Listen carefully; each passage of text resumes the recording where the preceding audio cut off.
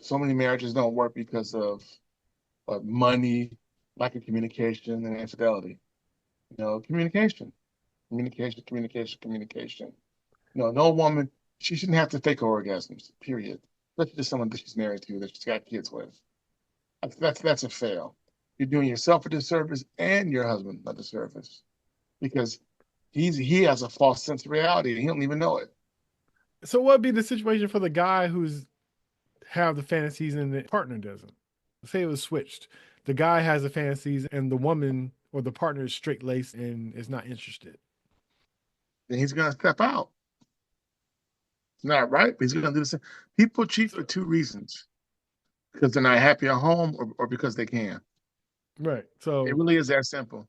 So they're gonna step out. Now, if you know that you're not gonna get what you need from your wife, and you've conveyed that and you've tried to communicate that with her over and over again, and you're hitting a brick wall, maybe it's time for you to leave.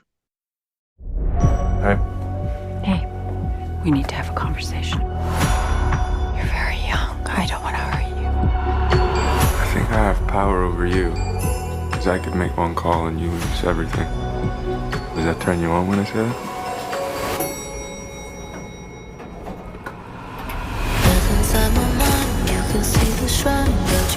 Don't you have to be at work? Is now a good time to introduce the interns? Yeah. I chose you as my mentor. I'm not a part of that program. Oh, no, you are. You're on the list. I got an email and I clicked on your name.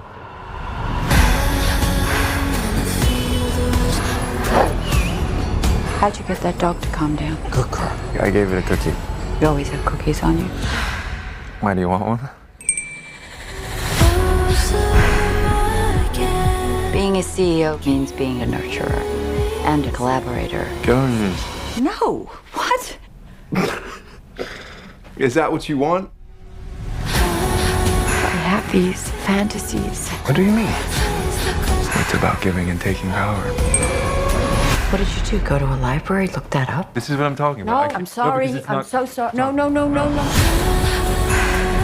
Say it. Okay. I won't do. I will do. Whatever you tell me.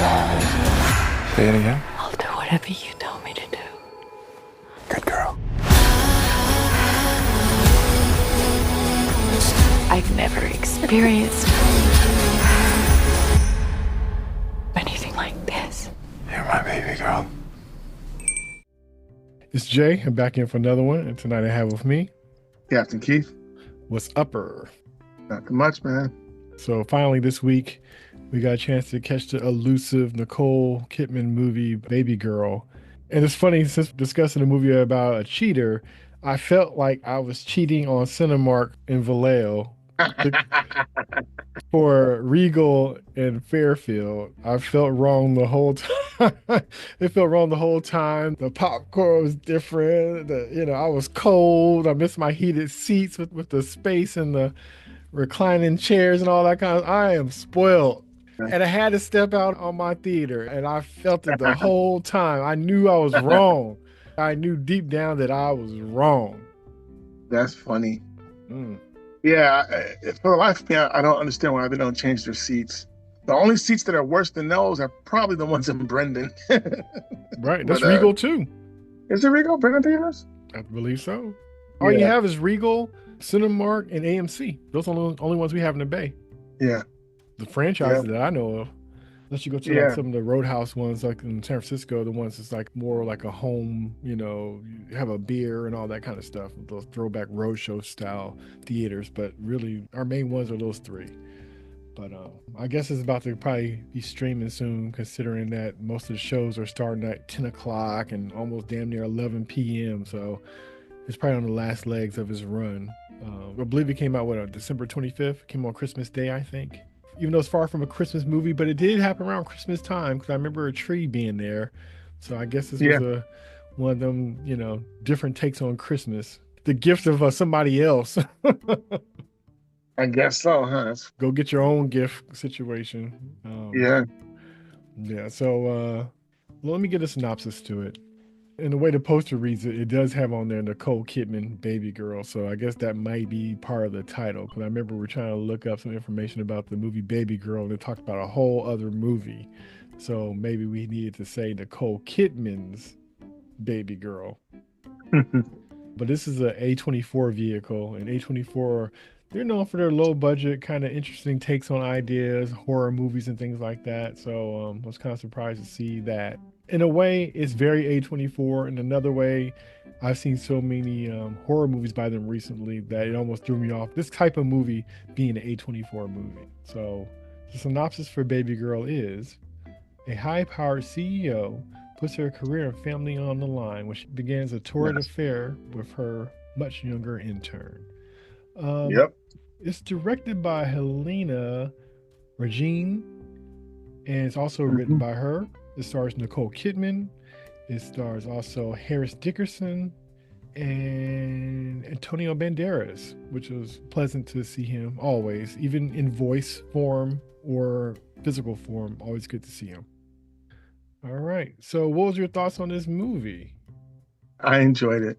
It was different in the sense that type of story we're used to seeing from the male perspective, with the male dominant CEO who's always in control, always in charge, who wants someone to dominate him, who will pay somebody or dominatrix or whatever. So to see it from a female perspective, and Nicole Kidman was perfect for the role because she's got that type of look, that almost icy look, like tightly wound. Or at least she did for this. And it was cool. Yeah, it's kind of like she's having a renaissance because Nicole Kidman, she's been busy lately. And a lot of times, especially in recent times, she's been doing more kind of like TV series on streaming networks like Netflix. She had The Perfect Couple. And that was pretty good. I really liked it. I saw this one a few years ago. It was called 9 Perfect Strangers. So she does these kind of movies that were books or bestsellers, like those, I don't know if I was necessarily call it kitschy, but those kind of like romance women novels, little thriller twist kind of things, those kind of books and stuff. So I see in her a lot of those kind of things. Some people, they do something like that. They go from movies to TV shows, and it's kind of like, oh, they don't really quite fit. You're so used to seeing them in this other kind of light. She kind of transferred into that really seamlessly. And I kind of like her more in these shows than I do in movies. But usually don't see too many actors that could transition well like that. And so it's always neat when you come across that. I think like Reese Witherspoon has done the same thing, where she's a movie darling and then she goes into these TV series based off of books and stuff like that. So it gives actors another life, and it's kind of funny how Nicole Kidman probably have less movie roles that she could be a part of and used for, but when it comes to these TV series, it's the right age range. It's almost just more forgiving to be an older woman in these shows and these situations, and it might be due to the content and the writing and the stories that's being told versus a stagnated kind of, you're a woman, you're only going to be seen between the ages of 18 and 22 or 18 and 35. There's more range, it seems like, especially for a lead woman in TV shows and stuff. So it's good to have both ways, but it was just nice to see her again on the big screen, doing her thing. Oh yeah, definitely. I agree with you. I mean, TV is good money. So, and a lot of times, some of the actors like her age get to really flesh out some roles, some different types of characters, depending on what type of television show they're doing and what network it's on. Right. So, but like that Perfect Couple, I do want to see that. I don't know if it's on Netflix. I forgot to check that out.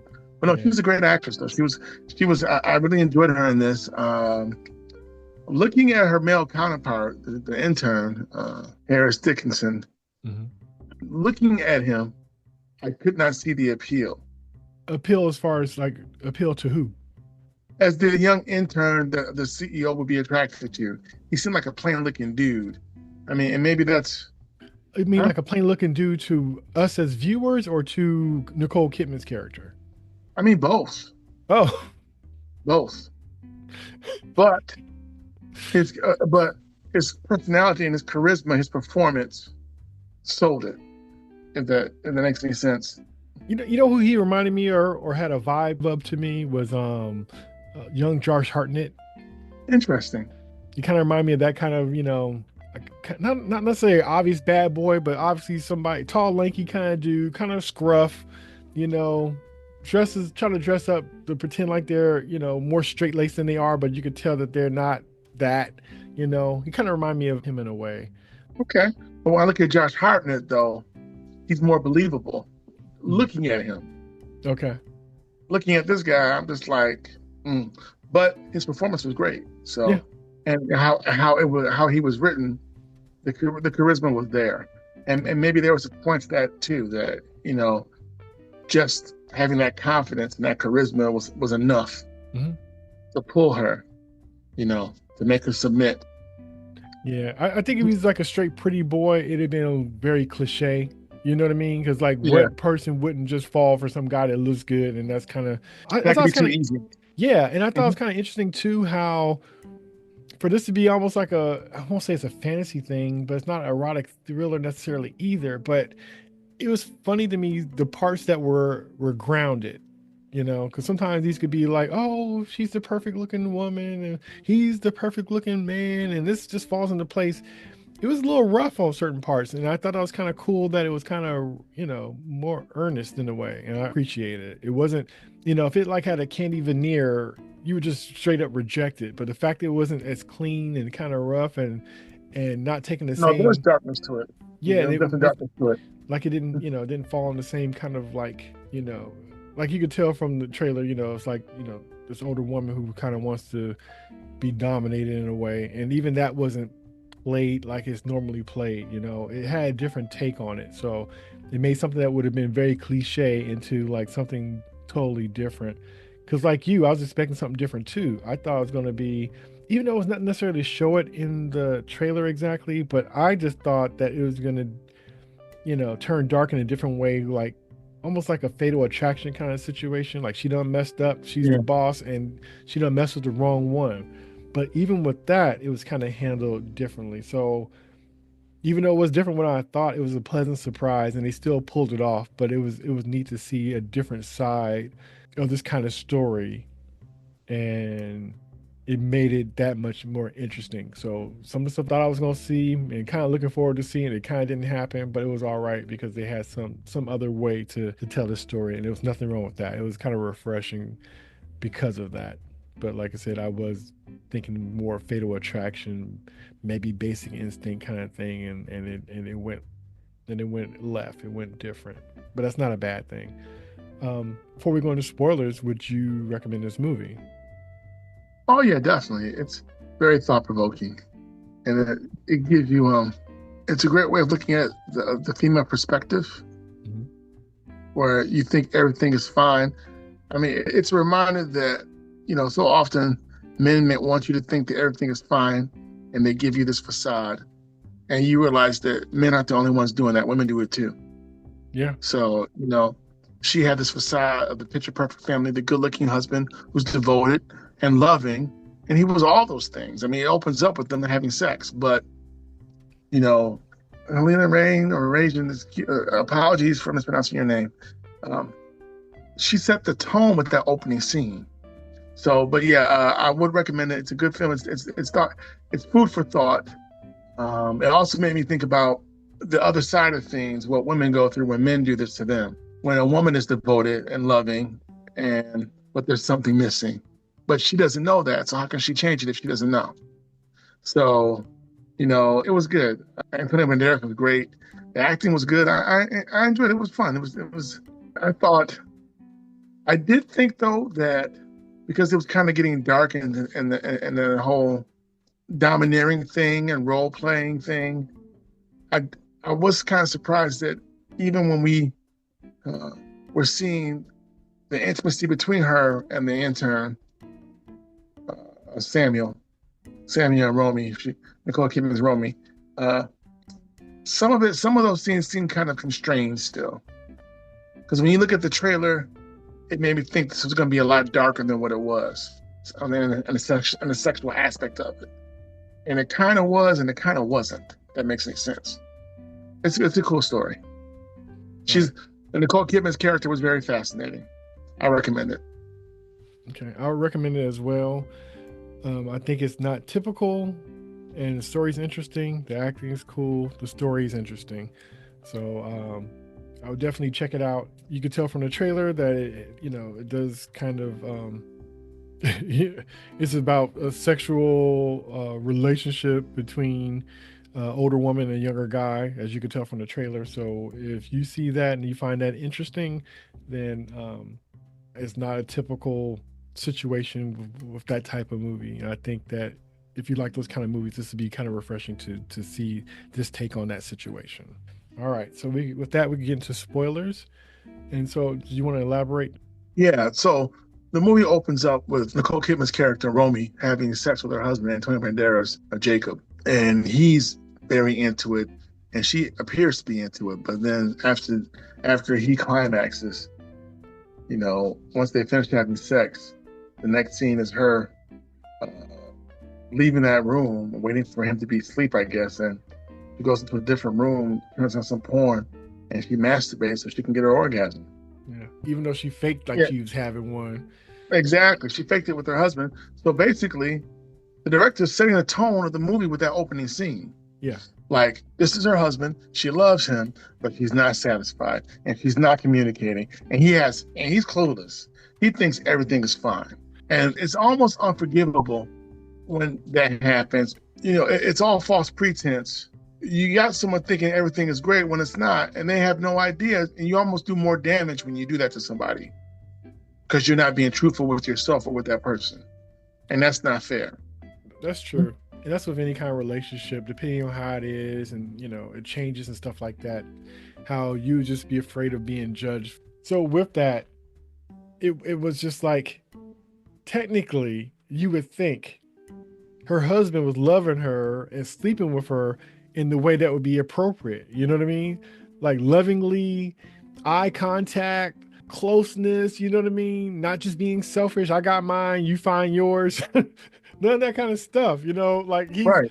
You would think, but it's almost right. one of those kind of things where since it wasn't what she wanted, it didn't matter at all. And you're right. She should have communicated to him, but then as we found out later on, she's always felt guilty and bad about her feeling like that. And her husband probably didn't know to even ask, because she didn't even, now if he walked in on her, it could have went two different ways. It could have been like shocked, what are you doing, and disgusted, or he could have been joining in, who knows. Right. I thought it was kind of cool that, like you said, it started and it just showed that, but then also they went the route of her eventually trying to bring it up, and she's embarrassed by it to the point where she puts a cover over her head and she's asking for what she wants. Her husband, Jacob, played by Antonio Banderas, she wanted to have sex with the, pillow over her head. And he's like, I don't feel comfortable. Basically, so many words, he said, I don't feel comfortable. And he made a comment about, like, you're making me feel like a villain. You know what I mean? It wasn't wrong because he's trying to be respectful. And she didn't want that. So it's just like, what do you do with that kind of situation? Like, she's stuck. Like, how do you bring it up without sounding crazy?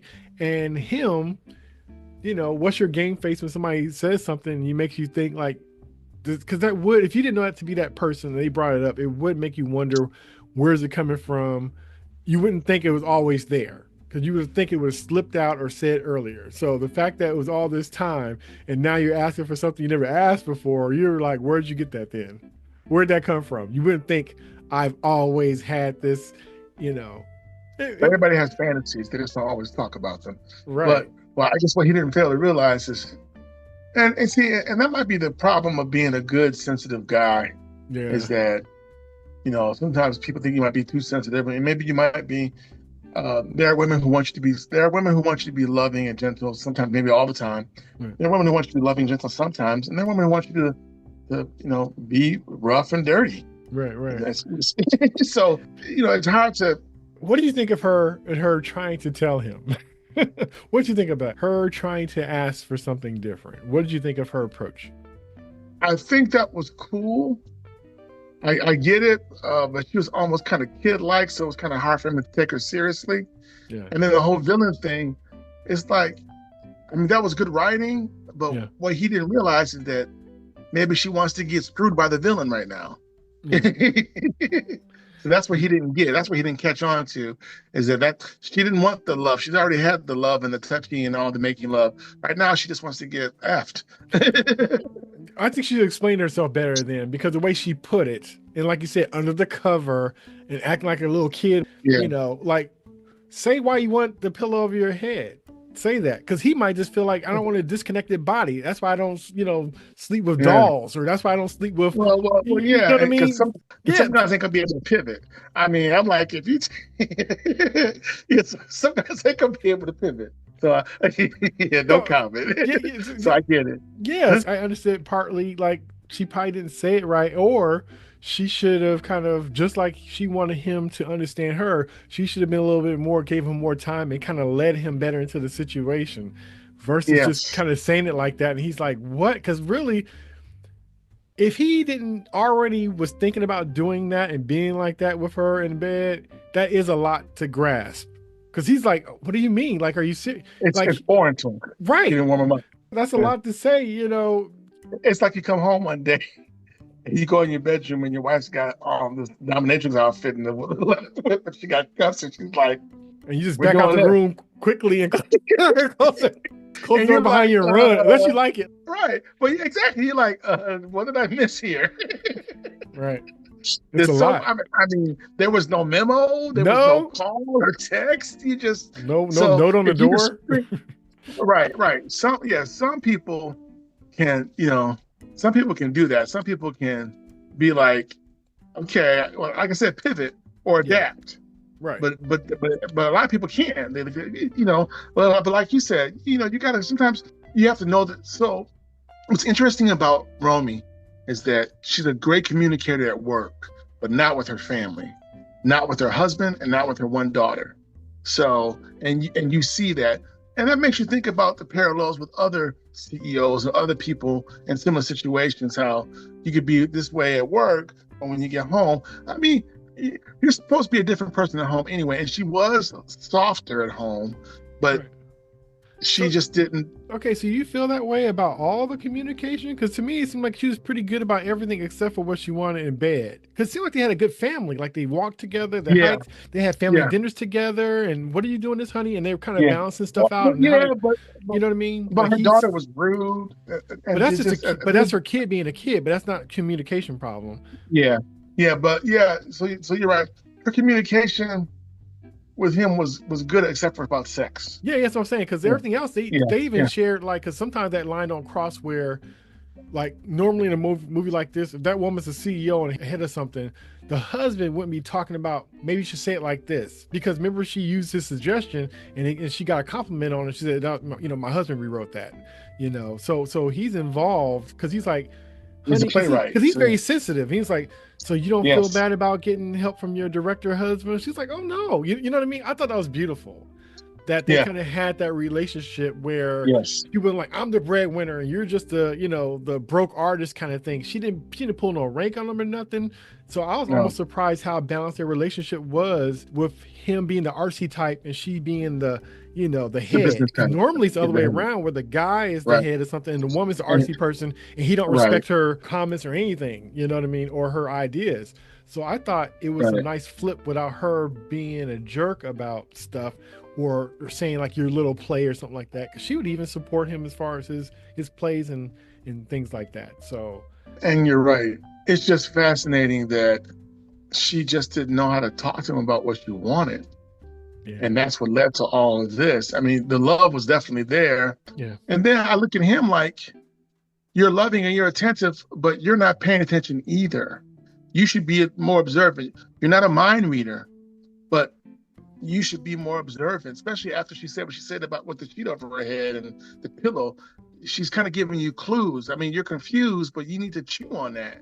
Like, where's this coming from? But how long was he supposed to chew on it for? She just brought it up. And to be honest, even though he was confused, he wasn't disrespectful about it. At least I didn't. I didn't take it as him being disrespectful, because he didn't really like necessarily laugh at her. Matter of fact, I thought it was cool that he said it makes me feel like a villain. Because but us as guys, we kind of know how it is. Like, some of us don't care and you just roll how you roll. But others, you're extra sensitive because those things that somebody might be wanting, you know, could be considered a crime. You know what I mean? Like, yeah, we all have our limits. I mean, I have some limits too. I have some, yeah. No, but I'm saying, like, you know, like dudes in general, we're kind of shunned upon from being aggressive or too rough or too hard and stuff like that. It's a fine line sometimes. Yeah. And so it's, even if it was in our nature to be that way, for a lot of us, we're not, just because, or we would just really have to know for sure. We're in a day and age where you won't even hardly say anything to anybody unless you're sure, to the point where you might miss opportunities because you don't want to cross a line, because you could be asking somebody, you know, they look nice today and they're saying that you verbally assaulted them or they feel uncomfortable from a compliment.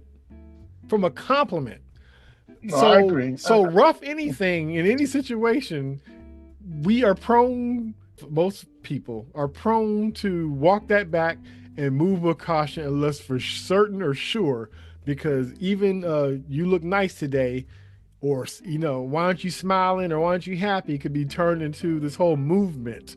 So when you have dudes that are scared, and then the ones who not, they might be doing that to the ones who don't want it, and then they're in trouble.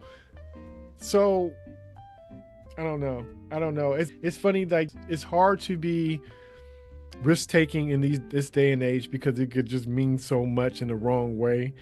And so women are uncomfortable of asking for what they want because they could be seen as, you know, loose or whatever, and a guy, you know, be afraid to ask because he could be seeming like a jerk and insensitive, and, you know, so it's just like the connection. So I kind of like how I kind of spoke to that in a way, because that is real.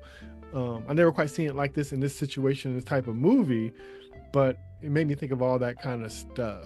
Well, what I will say, after hearing what you just said, the overall message to me about Babygirl is that I think what the director was conveying was that at the end of the day, men and women are a lot more alike than you realize. Women can feel the same way and do the same things that men do. And because at the end of the day, she wasn't happy at home, which is why she was doing what she was doing. Yeah. And she wasn't happy at home because she didn't know how to communicate with her husband. And, you know, we've seen this on the reverse side where the husband didn't know how to communicate with his wife.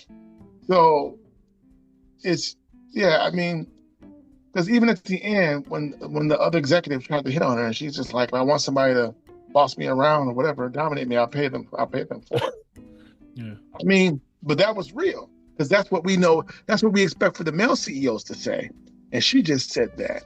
So you see, she had that same type of mentality. It's just coming from a woman's perspective. And you think a male CEO would say that, or a male boss would say that? Like, he would pay somebody to dominate me if I want somebody to dominate me? Because I don't think a male, you know, person in charge would even be challenged like that by somebody under them.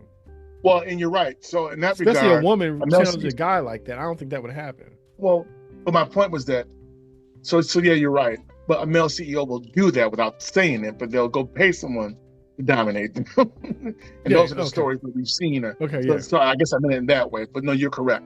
Okay. Yeah, because a woman challenging a male CEO, he's not gonna have that. He's gonna be like, "Let's do it." You know? Right.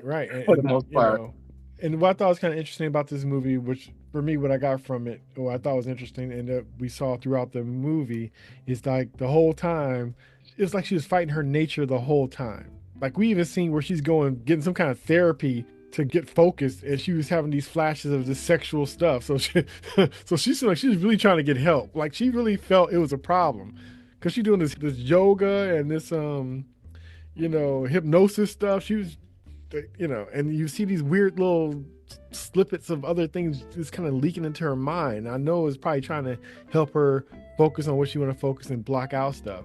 So she's fighting her nature. And it's interesting to see that perspective, because you really don't really see the guys when they're in this situation fighting no nature. They just said they're going to go for it, even though it might be some internal stuff. You know, I'm sure some guys struggle with it, but I've never seen it shown. So, you know, one, do I think guys struggle and have moral dilemmas about it and feel bad and stuff like that? Yes, I believe it, just like I believe women would too. But have I ever seen it where, you know what, they might have like a guy trying to go exercise or run it off or whatever, but to kind of see the extent that she was trying to go. So when it all kind of blew up and stuff and she was feeling bad, I almost kind of, even though I thought it was wrong what she did, and I'm not condoning what she did, I I kind of saw her struggle with it, which doesn't make it better, but it made me sympathize with her more than her just being out with the girls and I'm just gonna mess around because I drank too much. You know what I mean? It wasn't even that kind Right. of. It wasn't even that kind of Excuse. situation. Because normally it's like, oh, I was out with the Oh, I girls was and I drunk. had a little too Yeah. much, and somebody, Uh-huh. it wasn't none of that She stuff. She was really trying to work on herself and get things right because she knew what she had, but she just wanted that part of Well, herself to be, tended to, I guess. yeah. Well, it's also maybe possibly a commentary on female sexuality in America because, feeling guilty for wanting to be dominated sexually as a woman, feeling guilty for wanting to explore her sexuality, for liking to watch porn, wanting to have sex and watch porn. A lot of guys don't feel guilty about watching porn and having sex at the same time. Well, that keeps people out of jail and stuff because if you don't, you know what I mean. So I think guys use it differently. The guys use it as an alternative. Yes. Yes.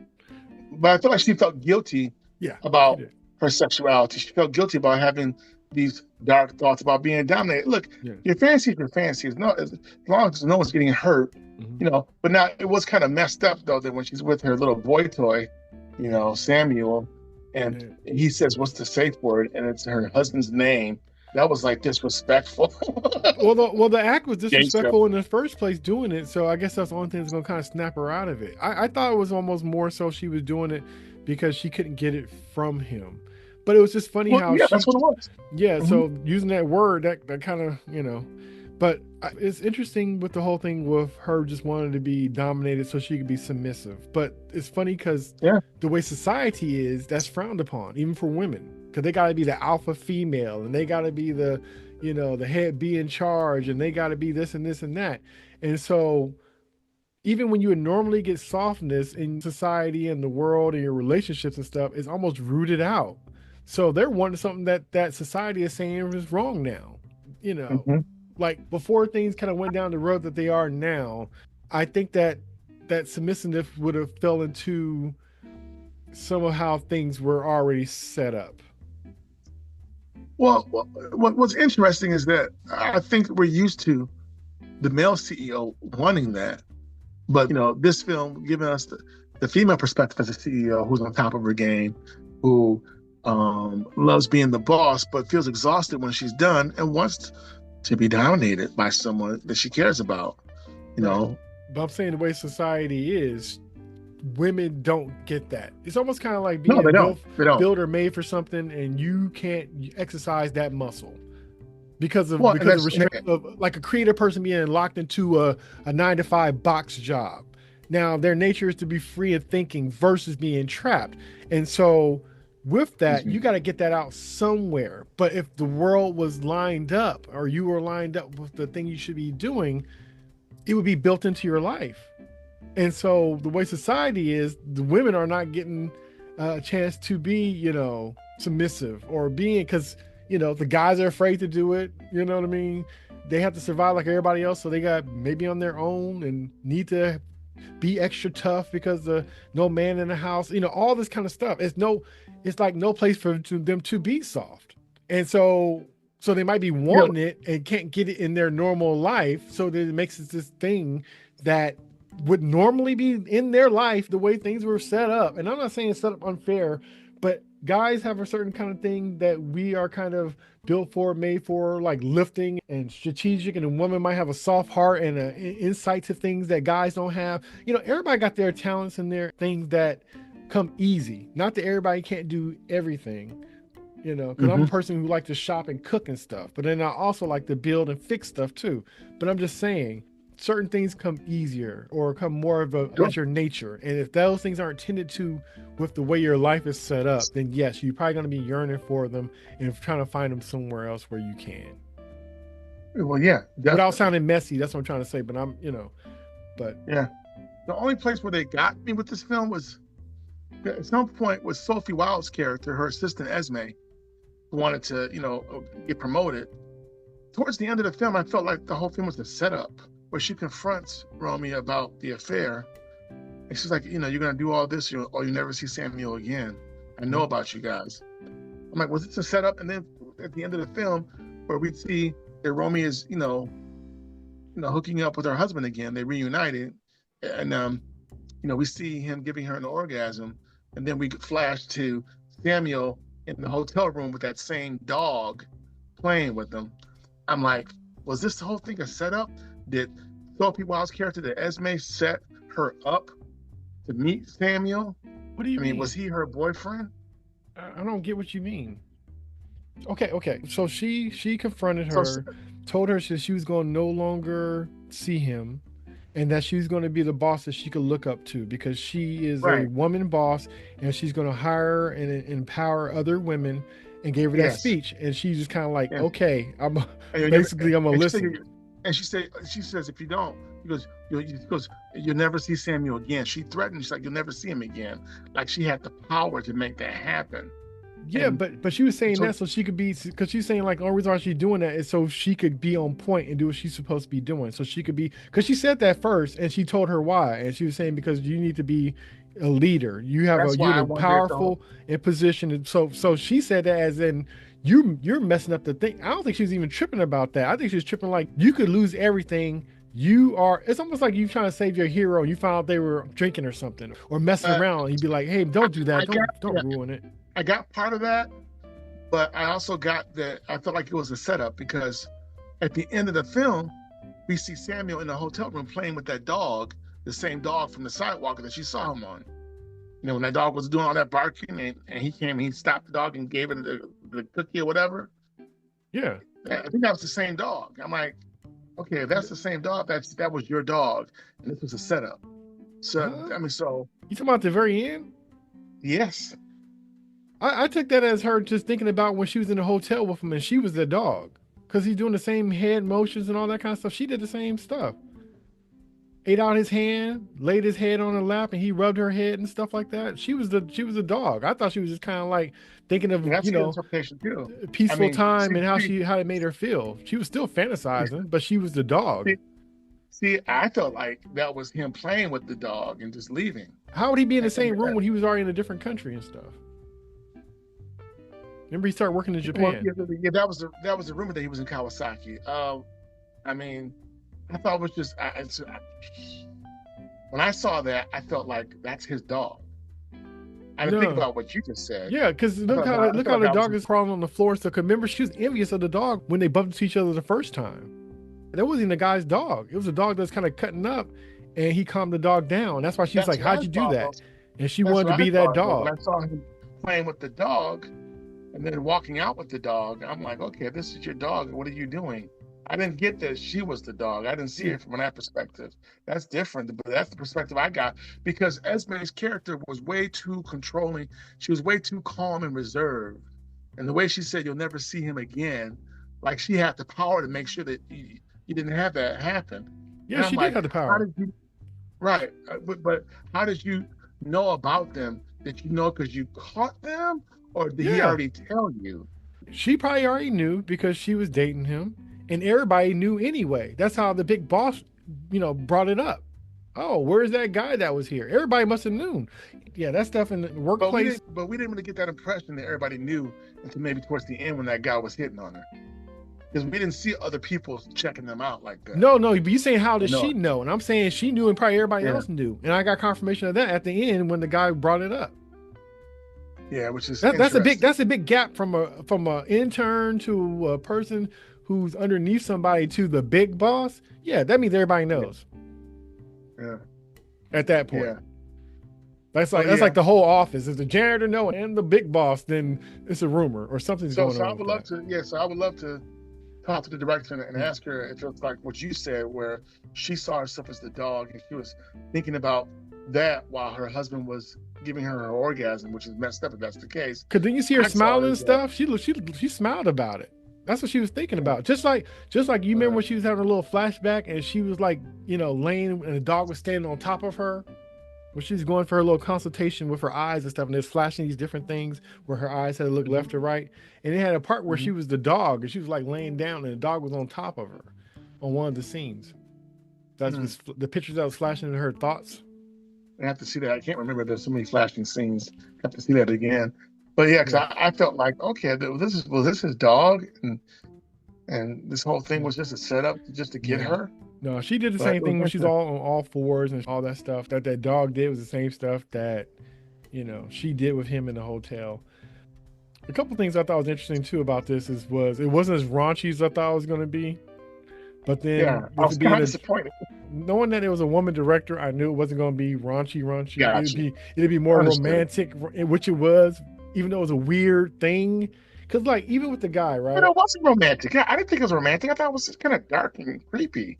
Because you're not, because you're not into that. But I'm saying to her, she thought it was romantic. Mm. Like it wasn't like other things it could have been that would have been more aggressive and stuff. Because like even though she was like doing the thing like a dog, he wasn't beating the dog up. He was more rubbing and touching and stuff like that. So you know what I mean? It wasn't Oh no, even no, she had chemistry with the intern.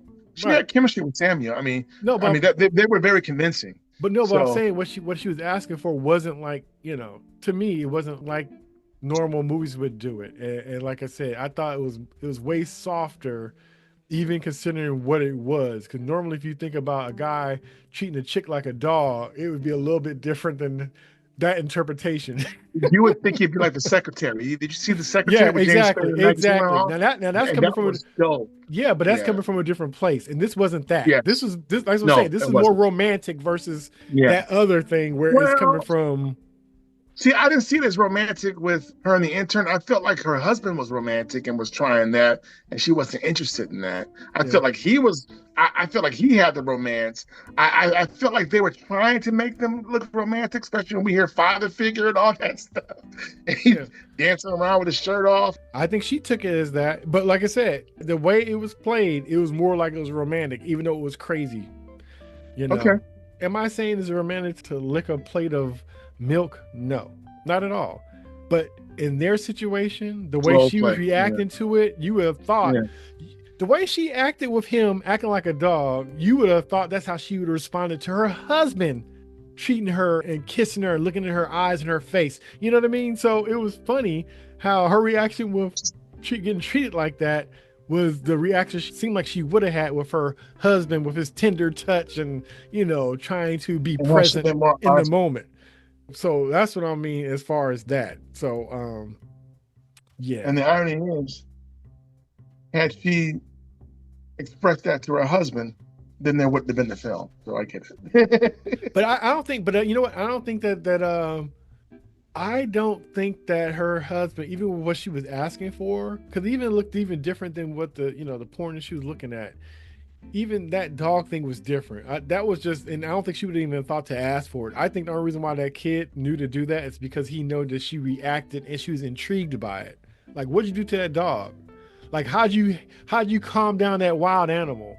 I'm a wild animal. I need to be calmed down. That's why the guy was like thinking like, so he probably wasn't into that. He just saw that that's what she was asking about. Oh, you so, that's why he's like, what'd you give him? He said a cookie. He said, you want one? He said, how you calm down that dog? I gave him a cookie. He said, you always carry cookies in your pocket? He said, yeah, why? You want one? And then he tested it out, gave her the milk. So he's playing games. But And she loved it. And I like how, and I'm not condoning this cheating crap. I'm not at all. But I did like how he didn't just know everything. You know how normally with the guy, he'll show that girl or show that woman because he has all the answers and all. He didn't know. He was actually trying to figure it out. Because even he was trying to say like, hey, I need you, get on your knees. And she was like, and I love how she resisted it at first. She's like, no, I ain't gonna do that. Get on the knees. No. And he said, you don't want this? What do you want? I don't know. What do you want from me?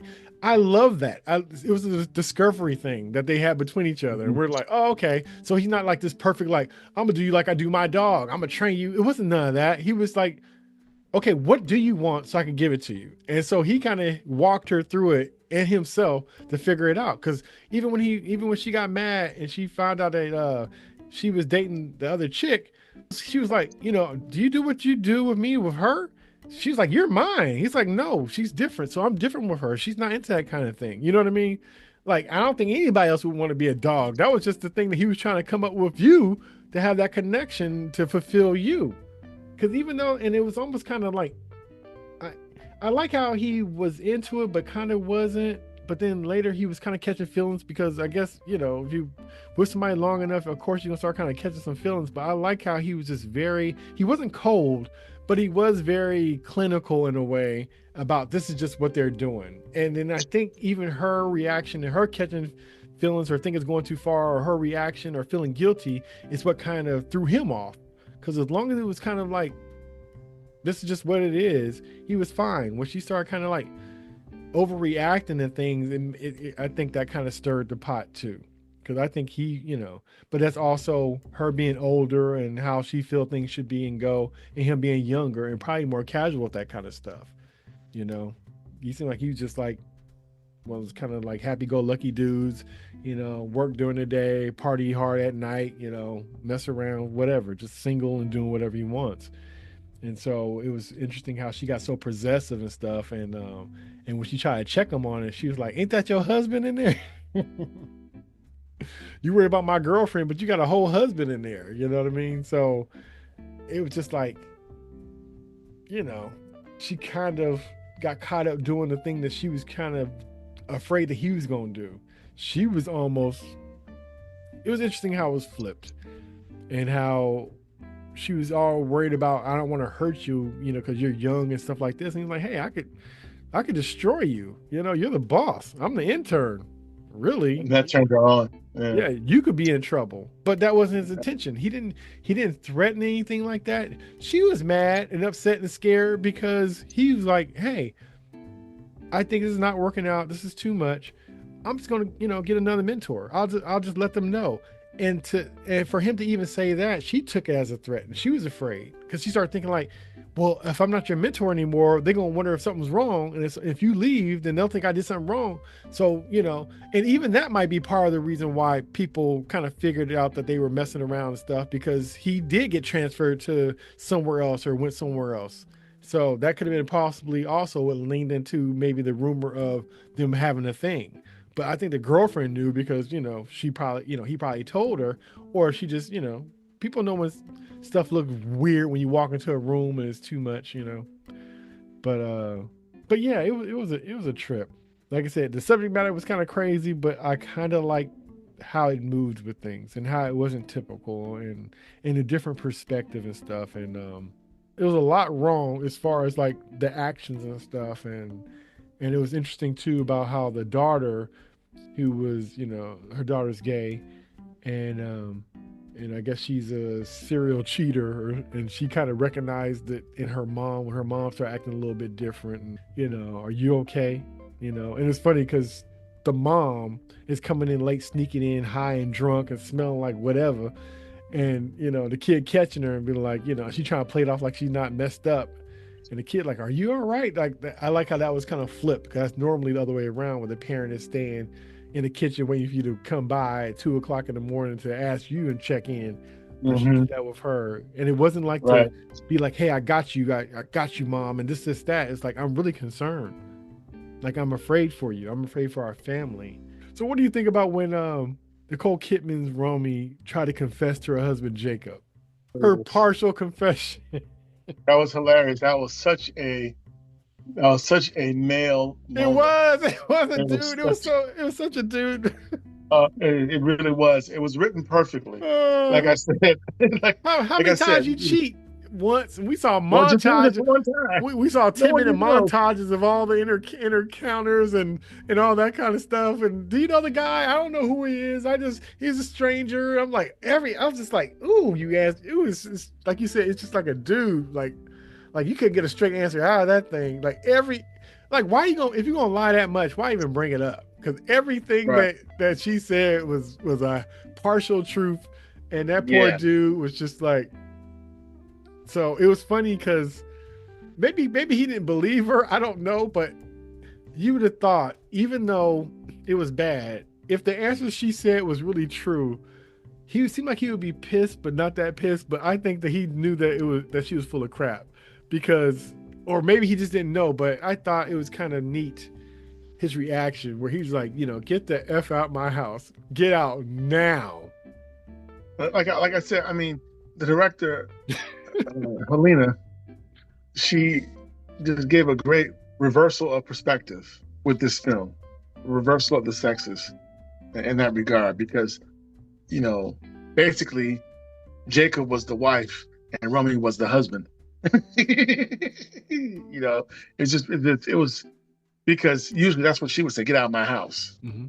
But that's what he said. But like you said, though, usually the dynamic is he's the CEO and the wife is the artsy one. So,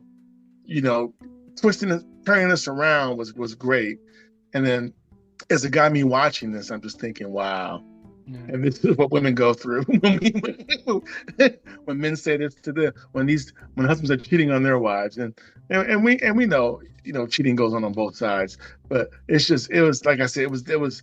Yeah, when she wrote that was funny. I was just like, wow, she really tapped into what a typical dude would say who's cheating on his wife and trying to confess. It was only the one time. I didn't really know it. You don't know him, even though he's been in your house several times already. Yeah. I thought. Oh, yeah. And I like how they didn't make the husband like really weak. You know what I mean? Because sometimes you'd be like, you see certain people, you'd be like, oh, no wonder that happened, But he seemed like he was a good husband. And even she admitted it, that he was. So at least it wasn't like he was an abusive jerk or whatever, even though I'm sure it was like a sore spot. But like when she was trying to get herself out of doing something wrong, she went to go visit him at the theater. And he's like, what are you doing here? I ain't seen you since the last time when you thought I was cheating with one of the people that work on the play, and he kind of laughed it off, but I'm sure it wasn't funny, but I'm sure, but he's like, yeah, like, this is weird. Yeah. Last time you were here, you was checking up on me, basically, even though he said it, so, nicely and kind of joked about it. Yeah, but that was her alibi, though, too, though. Didn't she leave him? Yeah, she made her little visit, said thank you behind the backstage, and then she went on to see her little lover. She went and made the wrong decision, but the right decision for her. So yep. So what do you think about her husband's reaction when she confessed? Well, when she partially confessed, what did you think of that? Do you think he had a great reaction? Okay. He knew she was full of shit. He knew she was full of shit. He's like, I want you out of my house, and then she had to go. I mean, it was a great reaction. So he knew, no, you're gaslighting me. I'm not the one. Yeah. So. Yeah. I mean, and watching this movie is probably gonna be a little too close for comfort for a lot of people. It might. So, which is good though. It's provocative. It should make people think about some things. The dangers of taking your spouse for granted. Yeah. Whether you are the husband or the wife. What's interesting is Romy, Nicole Kidman's character, even though she kept saying like she was worried about, Samuel because he's a kid, he's young, and I'm old, and I got this power, blah, blah, blah, and all that stuff. It's funny how she was so concerned and knew that the dynamics was unfair, right? But it's just funny also how the fact that it's a young guy of an older woman, you never see that kid as being a victim, when it would have been obvious and immediately noticed and brought up if it was like an older guy and a younger woman. If it was a CEO and a woman intern, automatically the guy would have been an abuser and that girl intern would have been a victim. And it's funny how Samuel never was seen as a victim, even though it was brought up many times in a way by Nicole Kidman's concern about, being wrong and this isn't right and you're young. And only other person brought up him being a victim in a way was Antonio Banderas' character, Jacob. He's like, don't you know you're abused? Because he's trying to talk to him saying, I feel bad for you, man, because, she took advantage of you. And he kind of broke it down like, no, it's not that, because once again, the director did a great job writing this, because when he said, like you said earlier, I could make a phone call and ruin your whole life. And then wait a minute, no, he's got power. He's not a victim. He knows exactly what he's young, but he knows what he's doing. But he could still be a victim and still want it to continue. I don't think not turning her in means that, okay, the victim part wouldn't be necessarily what the person could do back to you. Because like, if that's the case, then somebody who's taking advantage of somebody younger, they could always call the cops, right? but they don't. Right. So that don't mean that they're not a victim. So to me, just because he had the option to, she was straight up wrong and it shouldn't have happened. And like I said, it'd have been more apparent if it was switched. If it was a, like I said, guy. Well, see, but once again, though, but like he said to Jacob, your ideas of sexuality are, you're mistaken. She didn't use me. This is what I wanted. He checked him on that. See, because you're thinking from a different generation. No, this is different. And still, that would still be considered if it was the other way around. He was in control. Well, but you see, but what you're saying though, Jason, but you see, the problem is, and this goes back to the backwards thinking we have with sexuality in this nation. So because there's going to be the male CEO and the young female intern, and sometimes she's not a victim. Sometimes this is what they want, and they know exactly what they're doing. And other times they are a victim. So it depends. And even though they can say like, I'm legally could do this, we still know that they're saying that, but they are still being taken advantage of. Whether you're male or female, you're right. And I'm not saying that he's that young, but I'm just saying the whole victim thing would be used differently. It's the first thing they would go to in this situation if somebody was talking about it. And that's why certain places don't even want you having office relationships and stuff, because regardless of age or whatever, it's still a situation of power.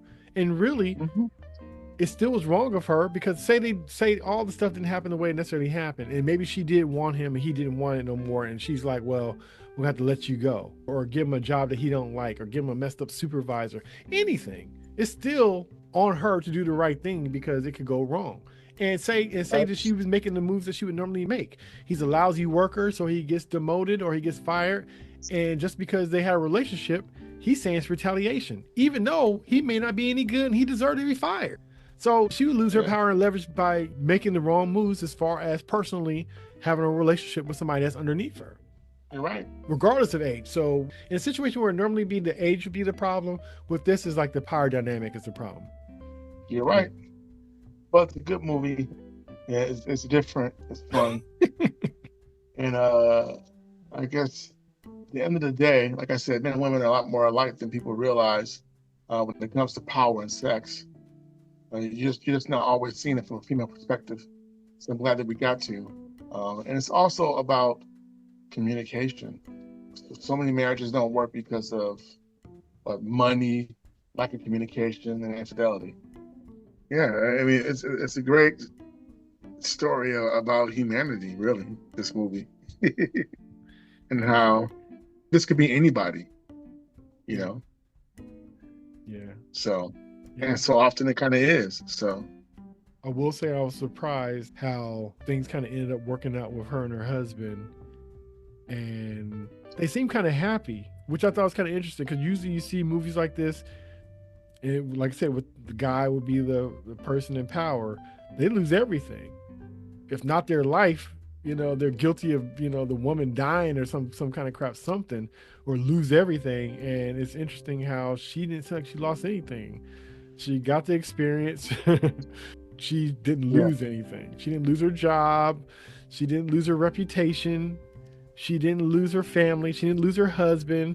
She got the sex that she wanted. She even still dream about the guy she slept with while getting what she want now from her husband. And I'm like, that's interesting how she kind of came out of this unscathed. Now, there's a lot of threats of stuff happening. Yes and no, though. What did she lose? Well, she was forced to give Esme that promotion. She didn't lose. That girl deserved it anyway. I mean, I know. Yeah, so but I'm saying, what did she lose? Giving her a promotion to make her lose her job. So what did she lose? She gained. But I'm saying, can you imagine some other movie where some guy or somebody did something wrong and they won at the end? And I'm saying, in any other situation, she would be the bad guy. Any other situation, she'd be, but still, that woman ended up dying. That's my point. Michael Douglas' character won. He didn't lose anything, really. Yeah, I have to watch it again. I put it like this: I don't think he was in the same standing with his wife that he was in the beginning, before the woman went crazy and killed the rabbit and all that kind of stuff. How about that? That's a classic scene. But I'm saying, what was equivalent to that? Yeah, I got you. No. She got everything plus the fantasy she had with the guy that she was cheating with. And maybe there's something to be said about that. It was kind of interesting, actually. Yeah. But usually when it's the other way around, they lose something. They do. definitely. Or they lose their And maybe job that's or not the story something. that you want. Normally, like, oh, we don't need you to step down from this position. Because usually they see the guy all bad out of sorts because, you know, he just messed up too much. You know what I mean? So, but. Well, there was still no proof because Esme kept quiet. So there was no proof that she did anything. It's just gossip and speculation. Yeah, in this movie. But I'm saying, normally. No, she won. You're right, though. She normally did win. There is a price you that's lose your paid. Or some kind of price is paid for the discretion that you did. Like even to set it off, everybody pretty much died. That even though ending Jada was- Pinkett that got ending the was money, she still lost because she lost her friends and stuff. Like it was a cost for that money. You know what I mean? And I'm saying in this movie, she had no cost. Yeah, basically. And I'm not saying I want her to die or anything, but I'm just saying. No, I mean, she lost Samuel, but that wasn't a real loss, I suppose. So she had him from when she was supposed to have him. So if the loss is the wrong thing that you did in the first place, that wasn't her. People, bro. that wasn't even hers. But I'm just saying, you know, I don't know. Yeah. Usually, the protagonist in the movie in this situation is not happy at the end. How about that? Well, no, just I agree with you. You're right. I mean, they're not having sex, smiling at the end after they done cheated and got caught, and the family found out, and the job found out, and she's still there, happy, daydreaming about the guy she cheated with her husband having sex with her. I mean, the only other woman to get away with that is probably like Sharon Stone in Basic Instinct, I guess. Because she didn't go to jail and she's still sleeping with Michael Douglas, but she had the ice pick on the bed. Yeah, she's a psychopath. Yeah. And she got away with it. She's a woman. That's what I'm saying. If it's a guy in the situation. Yeah. And maybe that's what makes the story appealing. I guess we want to see the woman win, I suppose. It's interesting. But that's a unique perspective. I mean, you're right though. But it worked. I mean, it was believable. So, and maybe do I want to see this story with the guy, the CEO, watch him lose everything? Although, now that you mention that, though, you kind of give me an idea. It wouldn't be bad to write a story where he doesn't lose. And it'd be a problem because we got to pay. That's all the more reason why to write it. So thank you for that inspiration, Jay. Yeah. The guy messes with the young intern and get away for try that. Yeah. We still in Me Too movement. Yeah, that'd be great. I would love it. And Quentin Tarantino used the N-word all the time in his movies, and he got away with it. Yeah, because society don't care about the N-word. Yeah. Yeah, so that's why. Anybody else? Wait, let me know when he does a Jewish version of that. Okay, there we go. Touche, my brother. Touche. Yeah, there we go. Exactly. Yeah. When he started messing with them, Hitler died. He had an elite team that could take out Hitler. So this guy who does all these flip situations and all this other kind of stuff where Bruce Lee gets beat up and all the other kind of stuff. Yeah. In that situation, he knew better. That's such a cliche. Yeah. He knew better.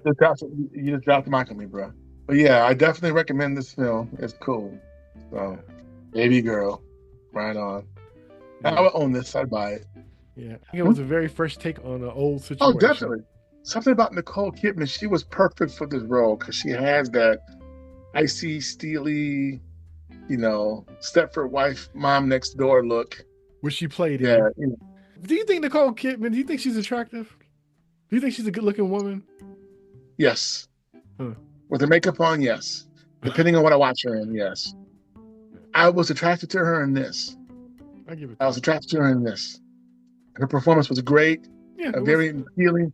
I understood why Samuel wanted to play with her. I got it. It was a challenge. She was a challenge. Yeah. So. And it wasn't like he couldn't get no younger chicks because he could. Matter of fact, I thought he's going to have a gay scene in that club for a second there. I did too. I was getting nervous about that. I thought he was going to go there. I'm like, oh, here we go. She really going to feel bad. She worried about that black chick. She really going to feel bad after this scene. But, and I was surprised that there wasn't anybody getting them on video. And when her daughter asked her how she was, I was wondering if her daughter had gotten the video of her at the club on Instagram or something. Why would that be on Instagram? Or one of the social media things. I was surprised that nobody was filming them with their phones. Because I was thinking to myself, you're taking a big risk right now being at this club with him. Well, you think that especially crowd would people even know who he she is. was though, like that? It could have easily been written that way because I was expecting that to happen, but then it didn't. Huh. Yeah. Because she was being so reckless. So. Yeah, I thought if she's gonna get busted, she would get busted at the office more so than a club. But anything's possible. Yeah, and it was so arrogant of him to show up swimming in their pool. Just young and stupid, but but hey, he didn't get his head blown off. But that was at the second house though, wasn't even at the house with the family? Remember, she went to the other house. When he told her to get out the house, I'm assuming they had two houses, so she went to the other house. When he told her to get out. I thought that was their house, and then she went after. That's why they had a different Christmas tree and stuff. Yeah. Okay. So maybe Antonio Banderas is going by there to check on her, and that dude happened to be up in there. Okay, because I thought that was. That would have been too bold. No, that would have been too bold because her kids and stuff was there. House, and he kicked her out after that. No. And she went to the other house. No, because he kicked her out. She confessed he kicked her out. She moved into the other house, and she was just there by herself. The guy showed up there. Antonio Banderas showed up there and saw him, and that's why he saw who he was and all the rest of that stuff. Because before he wasn't for sure who the guy was. Then he saw him. Right. Like, wait a minute, you're at my house. I know you. Yep. And they had a little tussle and stuff, which I'm so glad they didn't make Antonio Banderas beat him up or anything, because that guy is older, that guy is bigger. I wanted him to beat his ass. Me too. I did too, as a man. But then also I thought like he is older and the other guy's bigger and younger. No matter. I know. You gonna screw my older wife? He was trying. Antonio tried, and even though he lost, he still had dignity. You know what I mean? It could have been embarrassing. It could have been embarrassing, but it wasn't. And even though I really wanted him to win, I understood why he didn't. But I wanted him to. I want him to beat his ass. Me too. That's the one thing I didn't like. Because I'm like, no, you about to get your ass beat. Yeah. And you're gonna pray that I don't kill you. You need to leave. I wanted that too. I wanted that too. Yeah. But since it was a woman, she's gonna get everything. So that wasn't gonna happen in this movie. Yeah, because we didn't write it. That wasn't gonna happen in this movie. Yeah, he actually had a conversation and felt bad for the kid. He actually had a conversation and felt bad. Yeah. I just don't see that happening in our culture, but it's all good. Yeah. The funny situations we find ourselves in and you would say very interesting. Very, very. But yeah, this is a fun one. It was a fun one to discuss. Yes. Yeah, man. All right. So any last words for Babygirl? Check it out. It's an excellent film. Good film. It's different. Nice twist perspective on the boy meets girl. Boss meets intern. Yes. Nice twist on it. Yeah. And there's definitely grit to it. So A24 doesn't disappoint. So now they be coming through, man. More than not, they be coming through. Did you see the movie Bodies? No. Oh, okay. Well, this is the same director, so okay. Yeah, so you gotta check that one out too. If you like that movie, you'll like this one. Not that it's exactly the same, but it is the same director and. I have to check out her other stuff. Some similarities in some of the stuff, though. All right. So I'm pretty much saying what Captain Keith said about the movie. Yeah, ditto. All right, so that was Jay and Captain Keith discussing the movie Babygirl, coming to streaming pretty soon. And you will want to watch it. I think a lot of people probably feel more comfortable watching this at home than in the theater anyway. So it'll probably lend to how well it does. Being able to watch it at home. A little guilty pleasure. Oh, yeah. All right. Till next time. Peace. See you somewhere out in space.